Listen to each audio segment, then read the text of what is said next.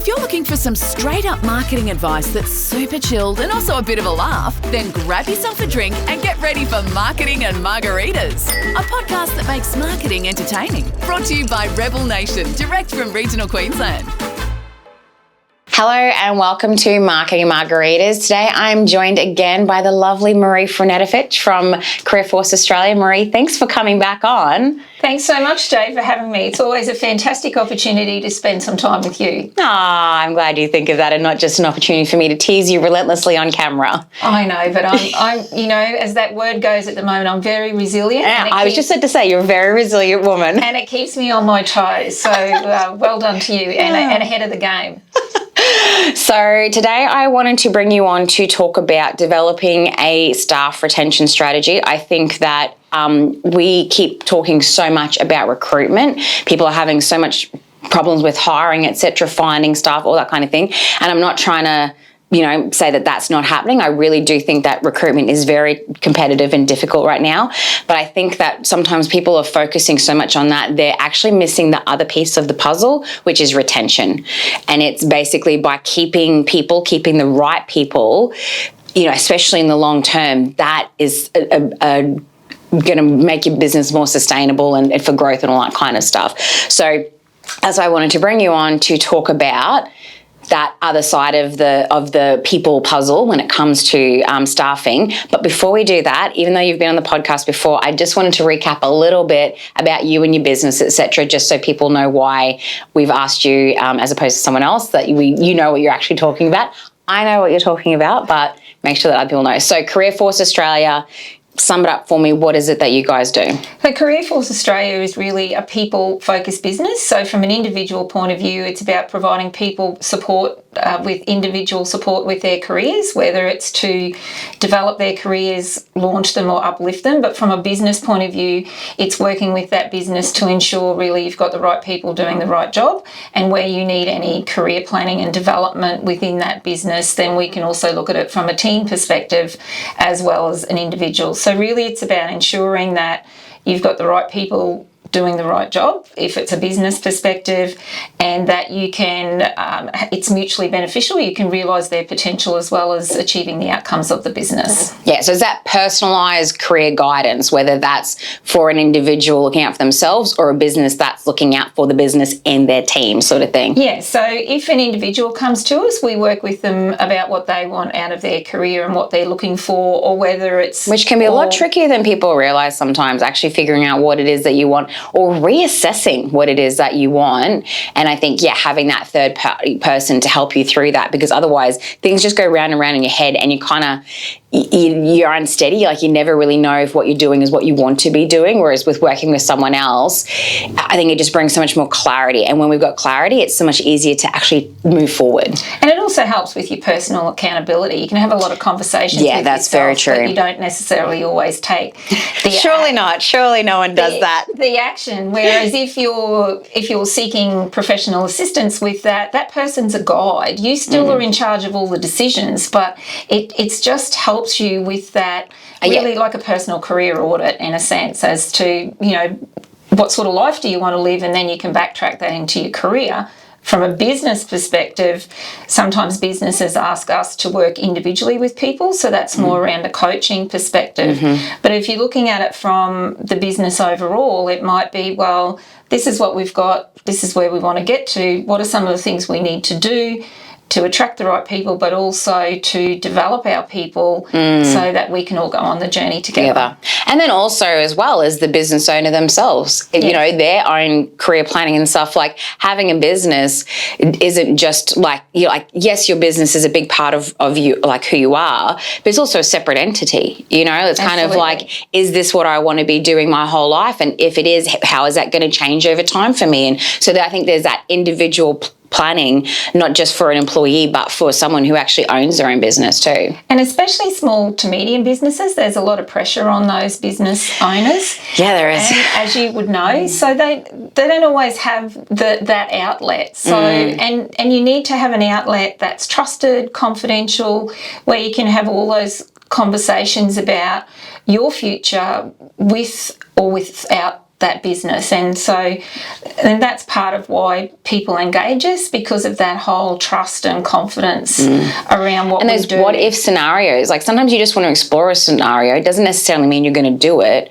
but you kind of just want to talk it out or something as well, like think it through. And you need a place to do that that's safe. And that's not always, you go to your accountant to deal with your numbers and your financial future, you go to solicitors to deal with your legal. So people need to think about the life and their career, and they're all jumbled up, and that's where we come in to help provide that guidance. So that's the business. What about you? What is it that you love about what you do?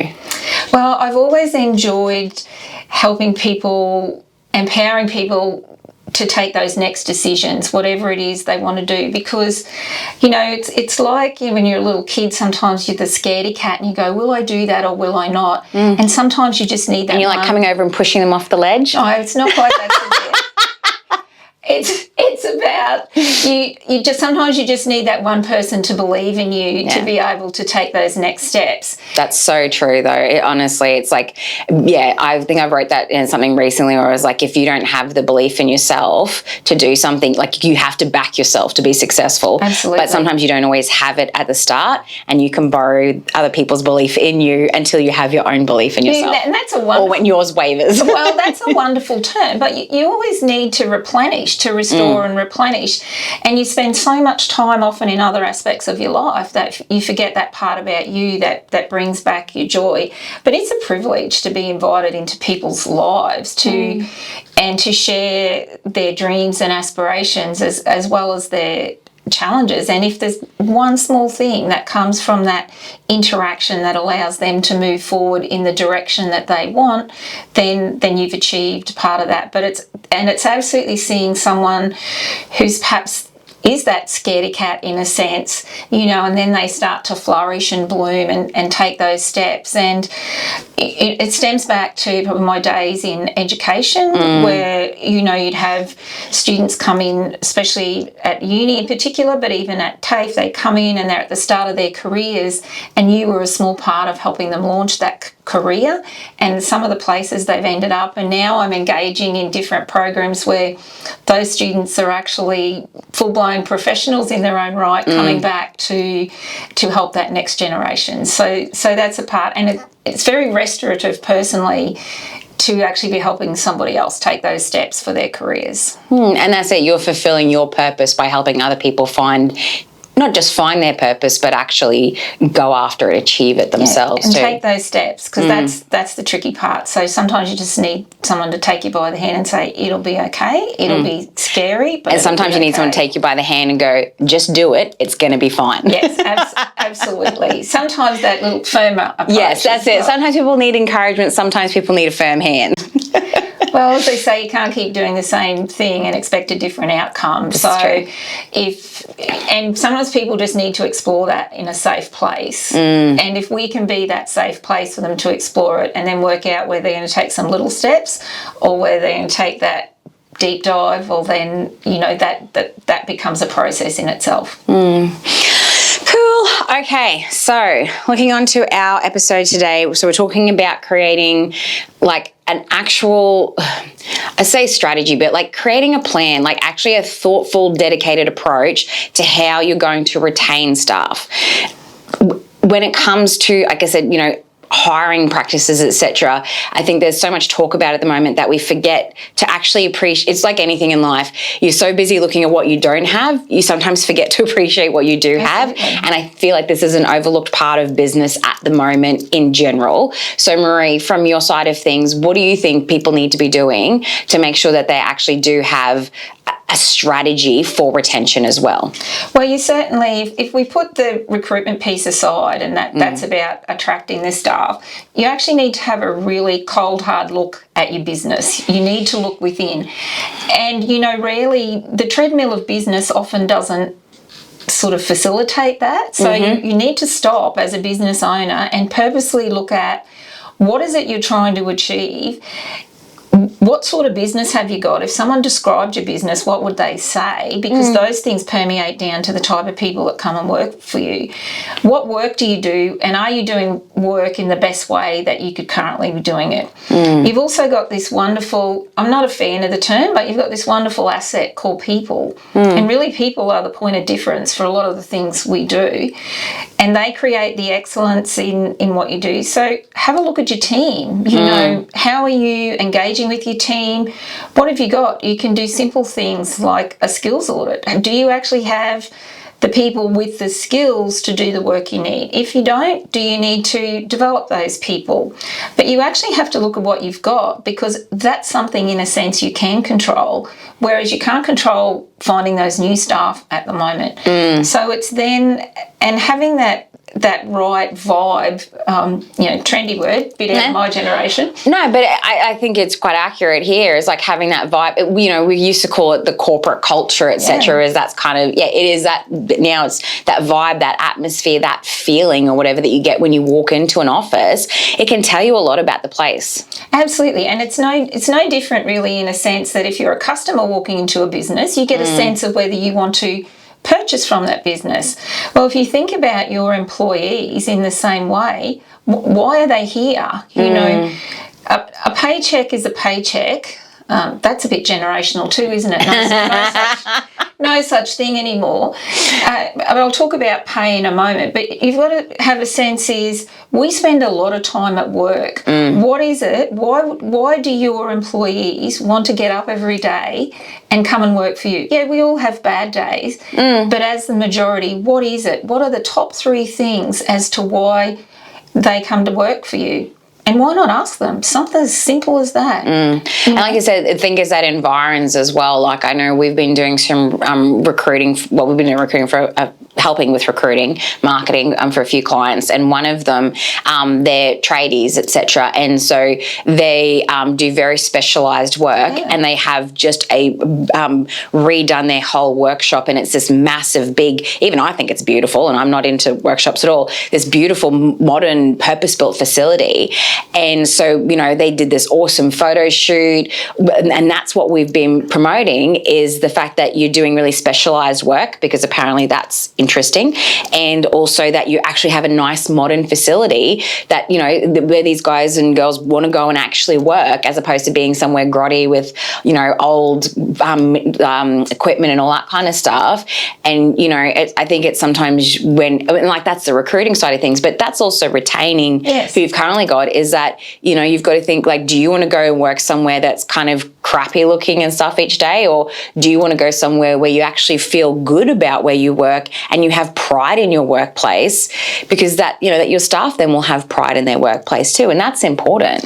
Yes, the type of work you do, and, if you're a very specialised supplier of something and you certainly are looking for a level of basic skill, and then you will be able to develop that. So in that sense, you'd want to be looking for someone who's got a real attention to detail and that they take great pride in their work, and that's quite different than perhaps, churning out some things that are more production only. And that's not to take away from that. What there's all different kinds of businesses, man, and all different kinds of people. It's about the match. So it's working out, have you got the right people that match your business, and then have you got the right dynamic within that team, so that you've got, those who can push forward, those who do pay attention to detail, those who they're just the person you want to work with, because they create a sense of well-being in a business as well. So you do need that mix. So if you have a look at what you've got, have a look at what you mix, and then try and work out how that marries up to what you've got, then that gives you a sense of, well, am I working to people's strengths? Am I... Yeah, the opportunities potentially missed, like, has someone actually got this whole skill set that we're not using or whatever? Absolutely. And for that person too, I guess that's part of that retention piece, is like, that might be a skill set that they really want to use. And if you give them the opportunity to, that creates better, career fulfillment for them too. That's right. And job satisfaction, that was the term I was looking for. Some people go to work and want to do a fantastic job, and they're very proud, but they're not necessarily wanting to take over your business or whatever. That's not the ascendancy they're looking for. But they still want to be acknowledged and they still want to be valued, and that obviously is a little bit different across the generations.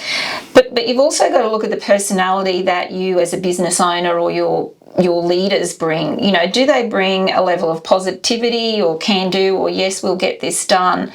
Because you can't feel emotionally overwhelmed all the time at work. So if that's the tone of your business and you're always short-staffed, well then there's some other decisions to make as well, because people go, you know, I've been busting my boiler here for wherever and we're continually short-staffed and nobody really cares. So you'll go, I might just look for somewhere else. So again, you got to think about how, so it's how not you just the take physical off the pressure. environs, it's also that kind of Emotional. that attitude and stuff that permeates the office. Like, and I know, I think it's like with, you know, we're quite a small team and it's sort of like everyone's very supportive, which is fantastic. And like, you do notice if someone's off, and it's not like it's a bad thing, it's more just noticeable. Absolutely. You know, and so, but then like someone will be like, oh, do you want to go for a walk? Or, you know, is everything okay? Or I got this, you know what I mean? Like they're good at kind of getting each other's backs and stuff in that way. But like, I know for me personally, like I do see part of my role as being like, not faking it, but like coming in and looking like,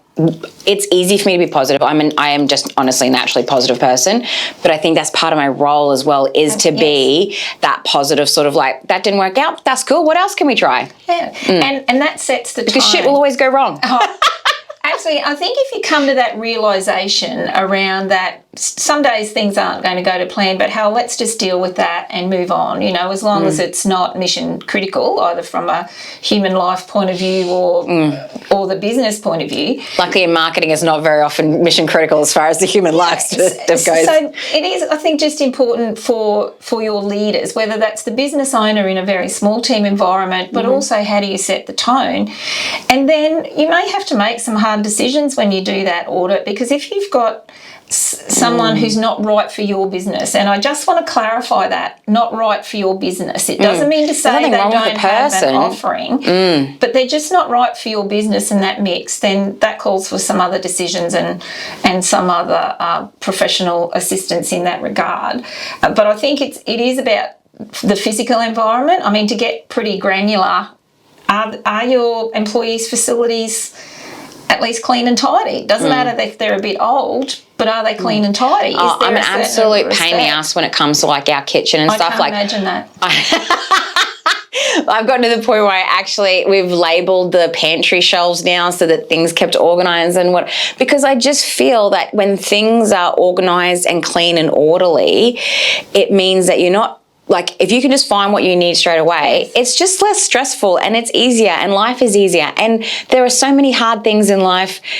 Just taking those little stresses out, I think, makes a big difference. Anyway, I'll shut up about my labels now. But that's the point about certain habits as well. So that then comes to, you know, the employee expectations. What are you looking for? And if that's what's expected in the business, then usually people will come round to, well, these are the types of behaviours that we expect in the business. I feel like the team does indulge me a fair bit on my things. I have to have my boardroom chairs lined up. It's just a thing. I have no doubt about that. I just did want to go back to that pay point, Jade, because I think that's definitely, always has to be part of the conversation. Absolutely. You know, and at the moment we are just overwhelmed with the whole discussion around cost of living. But that aside, you know, the actual physical contract with an employee is about pay. We can talk about psychological contract another day. But that physical contract is about, I'm coming to provide these services, and for that I'm going to be paid or remunerated in a certain way. And you need to spell that out really quite clearly. That shouldn't be a hidden, I have to go and find out, I'm not going to talk about it. You need to pay people properly, and you need to pay people on time. That is the absolute core of the trust relationship. And if there's ever any fuzziness around that, I can tell you that will just spread like wildfire through your organisation. Disintegrates a relationship too, you know, like it betrays the trust that you have. And often people overlook that, but it's quite clear. And I'll give you an example. So let's say you pay people weekly, and it's become, and and you pay them in arrears, which most people do. So they put in after the fact. Yeah, after the fact. That's what we do. We pay on the Monday for the week before. That's right. So on the Monday, let's say all the timesheets are sorted out, it's sent for payment, and you've told them in their contract that they will be paid by the Wednesday. But sometimes what happens, because it's people are super efficient, there might have been a habit, if you like, of paying them on the Tuesday. Right. So people come to expect to be paid on the Tuesday, but in actual fact, the contract says you'll be paid by the Wednesday if all the banks line up, blah, blah, blah. But I think that you just need to, be clear, because then some people get upset that, but we always get paid on Tuesday, but it's not actually in your contract. So I think that clarity around things that are often difficult conversations is really, really important for people. And I think it's about the trust. It's also about knowing the laws around employment and engagement. And if you commit to having employees, fortunately or unfortunately, there's just a whole swathe of stuff you need to know. And if you're not the person to stay on top of that, then you need to ensure that you've got somebody who can stay on top of that, because one of the things that will certainly erode trust is not to pay people properly. You might tell people every day that you acknowledge them, but they value them, but they haven't had a pay rise in 5 years.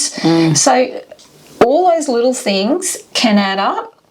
And for someone who's this person you probably can't live without in your business, one day they'll just go, well, I've had enough. So, and you won't get notice of it too. No, you won't. It'll just and not be... in this day and age, you will not.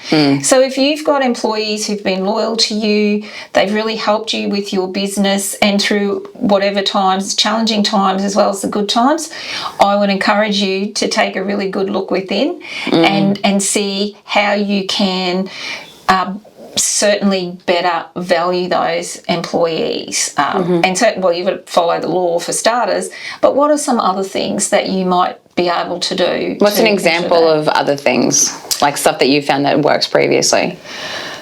Well, I know some businesses who do the day off on the birthday. That suits some businesses and some types of employees, but it doesn't suit others. Yeah, like I said, we have, obviously, we do the paid birthday off and we do the RDO. Like, they can take RDOs or do an early Friday afternoon or early Wednesday afternoon, things like, we have that flexibility and stuff with time or whatever. But that's because for me, it's like freedom is a really important value for me. And so in my opinion, it's like, if I don't also offer that, I mean, within, like, it has to work for the business, and the team are actually really cognizant of that. But if I feel like if I don't pass on that value of freedom to them, then I'm not really like living true to my values either, sort of thing. It's it's a bit complicated. It is, but I think that thing around flexibility is important. So again, that's why you have to really know what can you and cannot do within the operational requirements of the business. And sometimes you think, oh, you couldn't do that, but in actual fact, if you really thought about it, you could give it a go and you could find out. And that flexibility is a big thing, and especially now for years we've had let's say both parents or caregivers in the workforce. You just might need to have a bit of give and take, but you've got to create an environment of trust for that as well, so that employees don't feel that they're being imposed upon and the business owner doesn't feel like they're being put upon, that they're being taken for granted, they're being taken advantage of. So that's it. I think flexibility is a fantastic thing. Look, you might need to have a look. There's obviously certain things you need to do by the law, but you might go, well, maybe instead of RDOs, we'll look at some extra leave days at that's recreation leave, and so that you're all right. That might give you a point of difference, because often it's easier to organise someone being away for 4 or 4.5 or 5 weeks than it is an RDO once a month. Those types of things.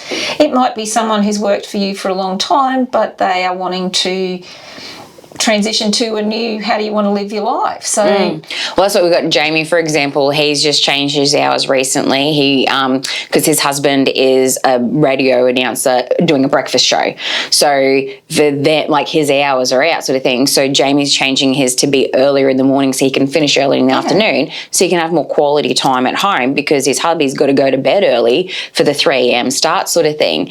And because he'd been talking about it for ages, but he hadn't actually come to me with the proposal, and he's finally done it. And I said, look, mate, we can do this, and we'll just trial it. And if you don't like it, we can change it. If it's too difficult on our side, I'll have that honest conversation with you. But my opinion is always, like, if you want to do something different, come talk to me about it. We'll have an honest conversation, and as long as we keep having honest conversations, and everything is not temporary, but everything has the ability to change again, whether it changes something else or it changes back. It's not like it's set in stone forever. And I think that's one of the benefits of being a small business, is that I have the flexibility to be able to say, sure, Jamie, start at 7 and finish at 2, man. Like, yes, as long as shit gets done, I don't care. You've got to focus on what are the outcomes you're trying to achieve, what do you need to provide to your customers, and really what type of business are you in. For example, sometimes doing those work hours is fantastic, because I really like mornings. I know you do. Holy crap. I'd rather be doing my big jobs in the mornings rather than, but there are people who just don't like mornings, and I just can't do it, Maree. I love you, but like getting up early is just so hard, man. Look at some of those changes you've made for some things, even that walking on the beach and things like that. But I think it is about, within reason. So you can have, but there might be things that are not negotiable. You go, no matter what, everyone needs to be here on such and such a day. There's so much debate out there at the moment about working from home, not working from home, and that's a luxury. Because this morning when I was driving to an early morning meeting, I was actually really grateful for all those people that working from home is not an option, because it's really difficult to concrete a driveway working from home. So I take on a whole other not everyone gets that luxury. For those businesses that you have to be physically present. And if we don't encourage people to want to do those jobs, we won't have those beautiful driveways, but we won't have people driving trucks, so you can get your online purchases and have your barista there in the morning for your beautiful coffee. So it is about understanding the business that you're in. Also, you have to give yourself permission to try some new and different things. Have those conversations with your employees within reason. There's certain things, these are the things we have to do. This is the business we're in, we have to. So how can we still achieve all that, but also help you? And I'm not suggesting you bend a banana so far backwards that no, I think it's what's commercially viable. Like with our business, for example, like back in the day, you'd have press deadlines every day, sort of thing, and someone would call and be like, hey, I know it's lunchtime, but I want an ad for this afternoon, or I want an ad for tomorrow. So for us, working those normal business hours actually was a non-negotiable, because they were in line with deadlines, whereas now, first of all, we don't have the daily deadlines anymore because we don't have a daily paper. Because the world's changed. And that's it. And we're primarily a digital agency. So the fact that Jamie wants to do 7 till 2 is actually not, shouldn't be a problem. Again, we'll trial it and see how we go. But it shouldn't be a problem, because our industry has changed. And if you've got that give and take, when the chips are down and you ask your if we needed something to happen, to do extra. He's already proven that time and again. Like, if we needed something, he's there. He's not just like, all right, see you, off I go. He's there. And that's, I think the whole team is like that. And you've got that understanding. But if you're in businesses where you're continually asking people for the extra, for the extra, for the extra. Yeah, you can't take advantage either way. No. Like, I'm flexible, but that doesn't mean you can take advantage of me. Sometimes things need to be done, but I don't want the team to feel like that's just should be a matter of course, or even that it is expected in a way, you know what I mean? Like, each time someone does go above and beyond like that for me, I appreciate it. Like, I value that. I don't just go, well, you should do it because it's your job. Because I think that attitude can be a bit of a slippery slope. It can. And I think it's about being open. So, you've certainly got to work out the strategy to attract. But if you create the right atmosphere and environment, then in a way that becomes a self-fulfilling prophecy. So people self-select in and out for the type of businesses, and sometimes you'll get it wrong. So you need to think about, if you do get it wrong, be kind to both yourself and that person. Go, okay, this is not quite working out. People run a mile from difficult people conversations, so that's when you might want to have somebody assist you with those to take off a bit of that pressure. But it is about understanding what you're offering. What's your, if we're going to put it in the jargon terms, what's your employee value proposition? Why would somebody want to work with you? Then when they work in the door after the first week, do they go, oh, this is the best decision I've ever made? Or do they go, oh my God, what have I done? So what is it that you've got that makes them want to stay? And and that's it, is what you're actually offering, actually what you're offering. Yes. Like if you're saying this is who we are, and then behind closed doors, it's not that, then you're not going to retain. You've spent all this time trying to recruit people. You're not going to retain them. And chances are you're probably going to lose other people too, because they're probably sick of your shit as well. That's right. And often, you'll get, if someone, you might have had a core of people, and some people are a bit afraid sometimes to move. And that can be a generational thing, but it also can be, if you have a look at what's happening in the environment, it's still an employee's marketplace really at the moment. But for those of us that might be a little bit more security conscious, all that talk of cost of living, people are going to go, maybe now's not the time to take that leap and go and join, because you also as an employee need to be mindful that the grass is not always greener. So that whole thing about what's the employee promise, are you delivering on that? And we all need to have a bit of adaptability. Sometimes things not going to be perfect every day, but it is the feeling in your employees that I'm okay to get up and go to work today. I mean, there's all days where we'd all like to have a day off, but is at their very core that feeling that, yes, I'm really pleased I get the opportunity to go to work. I get to work with some great people. People leave businesses primarily because of their boss or their immediate supervisor, and there's more research than you can imagine about that. So you've got to think about, what are those relationships within the business? How have you got people working together? And are there some tweaks you can do around that to help keep your people? So it is a real mixed bag. There's no one easy solution. If there were, there'd be a lot of employer consultants out of business, but it is about getting the right mix and understanding what it is you've got to offer, and then targeting, that offering. Having some diversity in the workplace is often a good thing. Yeah, 100%. Because it allows a divergence of views. It also creates an element of disruption that you need to be able to grow and thrive. I was going to say, it strengthens the business, but it also just makes the team dynamic more interesting. It's kind of thing like, it's like, for example, like my boyfriend, my partner, whatever you want to call it, he's so different from me and like in some ways it annoys the living shit out of me. But most of the time it's actually like, it's cool because he just thinks about things in ways that I don't, and he sees the world differently and he does things differently. And that compliment is actually what makes our dynamic so cool, I reckon. And I think it's just it's same as any kind of relationship. If you've got a variety of different employees and, people come from different backgrounds and they've got different experiences and knowledge bases and that kind of stuff, that melting pot, for want of a better term, is where it just makes work so much more interesting. But I think it makes your business stronger too. It does. And you do have to manage that. So, you have to manage same and different so that you actually can understand those people's perspectives. You don't have to agree with it necessarily, but it's having that respect so that you can go, okay, and you might seek that out. There's certain things that I'm not going to go and find another like me to ask that view, because I've got that view of the world. I need another view of the world, so I will go and ask somebody else. And that's, of course, the nice part about working with younger people, is that it keeps you young, because you just get this whole other view of the world that you'd never really contemplated, because you don't have to. So that's exciting. But I think it's just about understanding that people are looking for different things about going to work, and whether you like it or not, you just have to deal with it, because those are the generations that are coming through the workforce now. So you've really got to just open yourself up to opportunity. Where are some opportunities for us? Give things a go.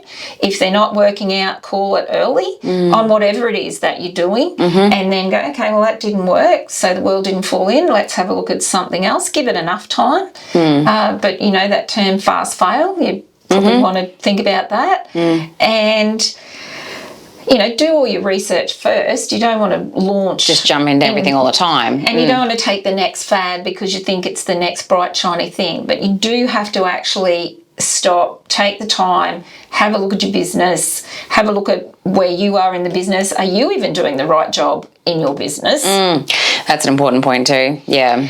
And if there's things, and look, it's really tricky when you're in small business because you wear so many hats. Or especially when you start out just by yourself and you're used to doing everything and then it grows out from there. And control. That's it, because like I went from just me to then a team. So it's not like it actually happened organically. It's like, I've doubled the team since I first bought the business. So that part's happened organically. But yeah, that's been an interesting journey too. Like what should I actually be doing and not doing too? Yeah. So it doesn't mean to say that you shouldn't be keeping an oversight of your business, but it just means in some of the transactional parts of your business, are you really the best person to be doing that? And especially if you're part of the team, you're actually providing a function in the actual day-to-day work. So it's about having a big picture view, and then it's about digging down for a more granular view. But you have to make a conscious decision to stop and do all that and really think about, well, what's my offering? And if in the end, pay is important, but it is not the only criterion. I think you hit something really important before too, Maree. I think that mutual respect, whatever relationship it might be, but in business relationships, whether that's your clients, your suppliers, but especially your team. Yes. Mutual respect. Like I respect my team and they know that. And so I think that is, value people, appreciate them, all obviously paying them well, but also, perks and benefits, all that sort of stuff's great. But they know I respect them and I treat them with respect, and I feel like they respect me, and that's where I feel like I don't get taken advantage of, even though they know I'm flexible sort of thing. But it's that, I think, mutual respect, you can tell the businesses when an employer or an employee doesn't have respect for the other one and then is super surprised when they're not respected in return. So it's like if you're an employer and you don't respect your employees and then you're all shocked and horrified that they're not doing what you want. And Absolutely. It's like, well, they're not cogs, they're not machinery, they're actually people, man. And you've got to look at it from their perspective as well. And often it's, when you've got a lot on as a small business owner, sometimes you can get really weighed down in the mire instead of going, okay, well, maybe I need to think about it from that perspective, as you were saying. As I said, it is really just about stopping, having a good look, doing your own check-ins regularly.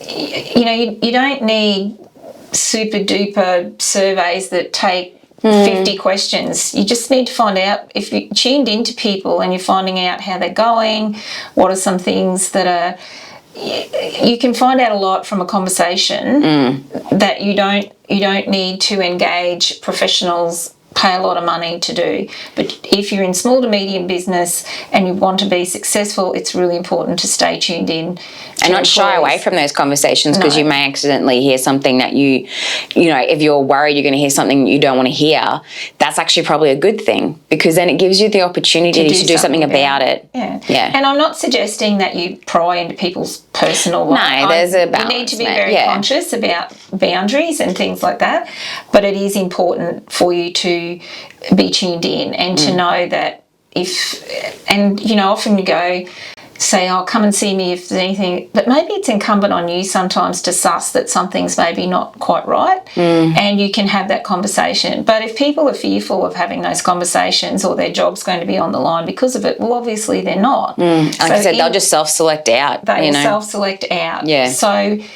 It's a tricky gig, being in small to medium business in particular. You've got a few more resources when you're in larger business, but the issues still exist. But it's just more, it's closer to you. And there's a lot of pride at stake as well because, you know, as a small business owner, you're emotionally invested.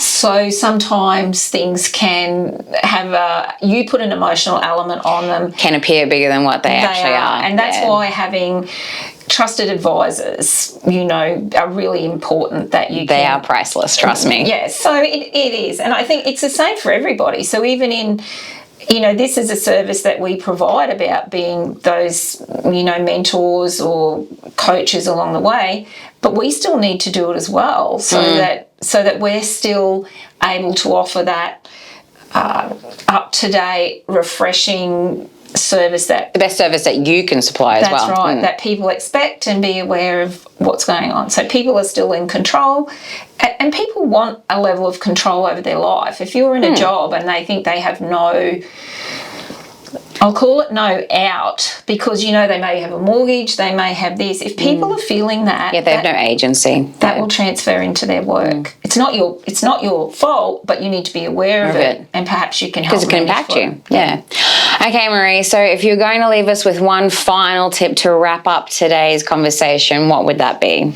Well, as an individual, it's just really important to take the time to invest in yourself, whatever that might look like for your career. You've actually been giving me some ideas while we've been sitting here. I'll have a conversation with you after this. Sounds good. But investing in yourself is saying, I'm worth it. I am my future. So what am I going to do to give me some control over my future, whatever that looks like. It's a lovely term, and it could mean a lot of things. It might mean yoga at 3 o'clock on Wednesday afternoon, or it might be... Oh, God, I thought you were about to say 3 a.m. in the morning. Then I was like, that too. I'm sure there's 24-hour gyms, so I'm sure there's 24-hour yoga places.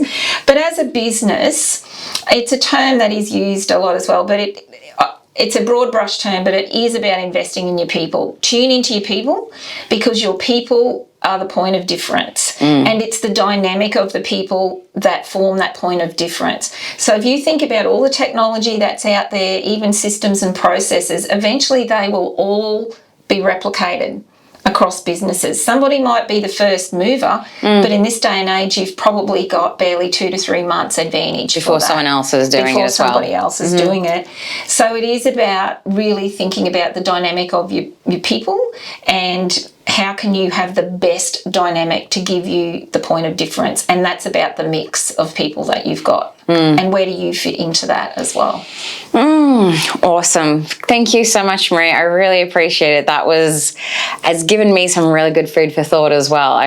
Thank you so much for coming on again. Well, thank you for the opportunity. You know, I always love talking about people and businesses and that mix. And I didn't even hardly tease you this time. I was actually very restrained. I know, your professionalism is something to be applauded. I don't even think I dropped the F-bomb. Well, that's definitely an advance. No, thank you so much for coming on. Really appreciate it. I hope you enjoyed that as well, and I will see you next time. Cheers. Thanks for listening to this episode of Marketing and Margaritas. Find more free marketing tips, tricks and laughs at rebelnation.com.au.